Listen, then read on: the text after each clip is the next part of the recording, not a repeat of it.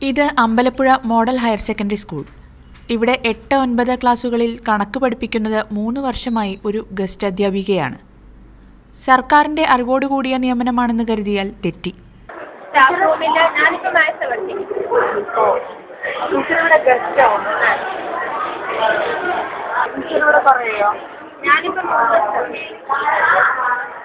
ഇനി അധ്യാപികയെ നിയമിച്ചിരിക്കുന്നത് ആരാണെന്ന് അന്വേഷിച്ചാലാണ് അതിശയം. റാണിക്കുട്ടി എന്ന മുതിർന്ന അധ്യാപിക സ്വന്തം നിലയ്ക്കാണ് നിയമനം നടത്തിയിരിക്കുന്നത്. ശമ്പളമായി ഗസ്റ്റ് അധ്യാപികയ്ക്ക് മാസം തോറും നൽകുന്നത് 4000 രൂപ. ഇത് സ്വന്തം ശമ്പളത്തിൽ നിന്ന് കൊടുക്കും. ആരോഗ്യ പ്രശ്നത്തിൻ്റെ പേരിലാണ് നിയമനം. ഫലമോ 3 വർഷത്തിലധികമായി പണിയെടുക്കുന്നത് ഒരാളും ശമ്പളം പറ്റുന്നത് മറ്റൊരാളും. ഇത് ഈ സ്കൂളിലെ മാത്രം വിഷയമല്ല. മറ്റ് ചില സർക്കാർ +2 സ്കൂളുകളിലും ഈ ഏർപ്പാടുണ്ട്.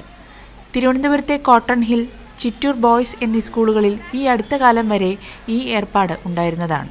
അതിലൂടെ ഉള്ളൊരു ദോഷവശം എന്താണെന്ന് പറഞ്ഞു കഴിഞ്ഞാൽ പരിപൂർണമായിട്ടുള്ള യോഗ്യതയുള്ള അധ്യാപകരാവണമെന്നില്ല ഇത്തരത്തിലുള്ള ഗസ്റ്റ് അധ്യാപകരായിട്ട് മറ്റുമൊക്കെ വരുന്നത്. ഒരു അധ്യാപകന് സ്വന്തം ഇഷ്ടപ്രകാരം വേറൊരാളെ തൻ്റെ പോസ്റ്റിൽ വർക്ക് ചെയ്യുന്നതിന് വേണ്ടി നിയോഗിക്കാനായിട്ട് നിയമം ഇപ്പം നിലവിലുള്ള നിയമങ്ങളനുസരിച്ചും ചട്ടങ്ങളനുസരിച്ചും ചെയ്യാൻ കഴിയുന്നതല്ല. ആണെങ്കിലും അതന്നെ, ആരോഗ്യ പ്രശ്നം ഉണ്ടെങ്കിൽ അദ്ദേഹത്തിന് ലീവ് എടുക്കാം.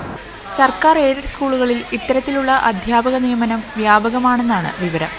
+2 പ്രധാനാധ്യാപകരുടെ ജോലിഭാരം കുറയ്ക്കാനെന്ന പേരിൽ താൽക്കാലിക ജോലിക്കാരെ നിയമിക്കുന്ന സ്കൂളുകളും നിരവധിയാണ്. സ്കൂളിൻ്റെ ക്ഷേമപ്രവർത്തനത്തിനായി ഉപയോഗിക്കേണ്ട PTA ഫണ്ടും അതിനുവേണ്ടി ദുരുപയോഗപ്പെടുത്തുന്നുണ്ട്. സർക്കാർ സ്കൂളുകളിൽ PSC വഴിയല്ലാതെ നിയമനം നടത്താൻ ആർക്കാണ് അധികാരം?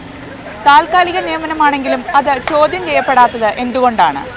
വിലയിരുത്തപ്പെടേണ്ടതാണ്. ക്യാമറാമാൻ അഷ്റഫ് മൊമ്മനൊപ്പം അമ്പലപ്പുഴയിൽ നിന്ന് സന്ധ്യ, മീഡിയ 1.